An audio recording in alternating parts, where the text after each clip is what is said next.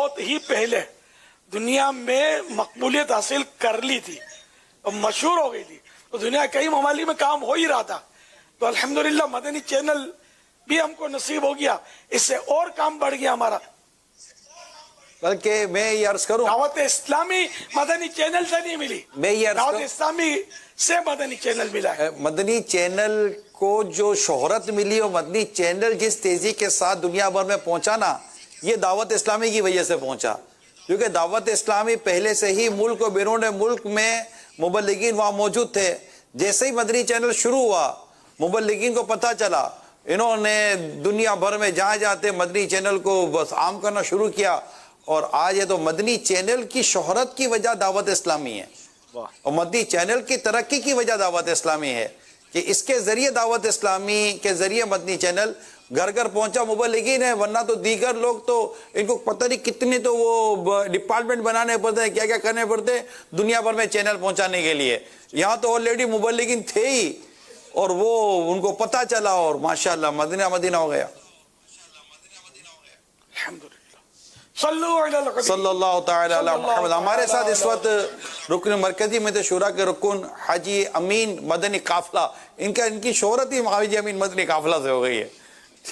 تو آپ حاجی امین کچھ ارشاد فرمائیں کہ اس وقت مدنی قافلے کی جو امیر سنت نے ماشاءاللہ ایک اہمیت بھی بیان فرمائی، تو آج دیکھنے سننے والوں کو کچھ پتہ چلے کہ اس وقت مدنی قافلوں کی کیا صورتحال ہے۔ اب تک لاک ڈاؤن اور اس کی وجہ سے تو سب رکا ہوا ہے، لیکن جو بیان ہوگا اس سے پہلے کا ہی کچھ نہ کچھ آپ بیان فرمائیں گے۔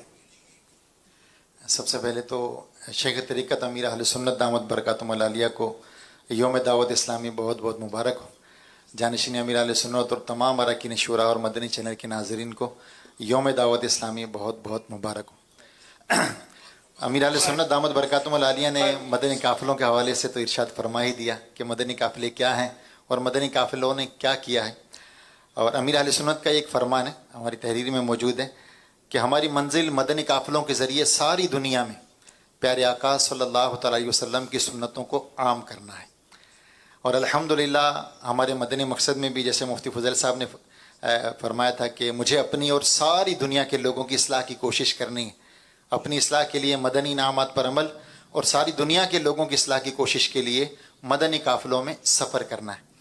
تو الحمدللہ مجلس مدنی قافلہ ملک اور بیرون ملک میں اسی مدنی مقصد کے تحت اللہ پاک کے فضل و کرم سے مرشد پاک کی دعاؤں کا صدقہ ہے کہ مرشد پاک نے اسے فرمایا کہ پہلے وفد، پھر 4 دن کے مدنی قافلے۔ امیر علیہ سنت نے مدنی قافلے میں سفر کیا، پہلے سینکڑوں اسلامی بھائی ہوتے تھے، پھر ہزاروں، اور اب الحمدللہ جو لاسٹ ایئر گزشتہ سال جو ہمارے پاس کارکردگی ہے، اب الحمدللہ لاکھوں اسلامی بھائی سالانہ مدنی قافلوں میں سفر کرتے ہیں۔ ماشاءاللہ اس میں 3 دن والے بھی ہوتے ہیں، 12 دن کے مدنی قافلے، 1 ماہ کے مدنی قافلے، 12 ماہ کے مدنی قافلے، 26 ماہ کے مدنی قافلے، اور وقف مدینہ اسلامی بھائی بھی ہوتے ہیں۔ یعنی آپ یوں فرمانا چاہ رہے ہیں کہ پورے 12 ماہ میں جو مجموعی طور پر جو مدنی قافلوں میں سفر کر جاتے ہیں، جن کا فرما رہے ہیں، ان کی تعداد لاکھوں میں پہنچی ہوئی ہے۔ الحمدللہ عز وجل، الحمدللہ، اور یہ سلسلہ جاری و ساری ہے۔ امیر علیہ سنت نے فرمایا کہ پہلے وفد، پھر 4 دن کے مدنی قافلے۔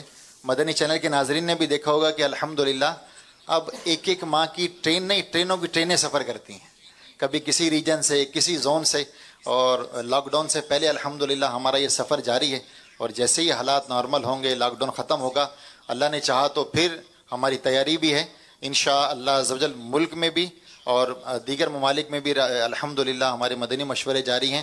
اللہ نے چاہا تو خوب مدنی قافلوں کی دھوم دھام ہوگی انشاءاللہ۔ ماشاءاللہ، صلو علی الحبیب صلی اللہ تعالی علی محمد۔ آئیے کلام سنتے ہیں۔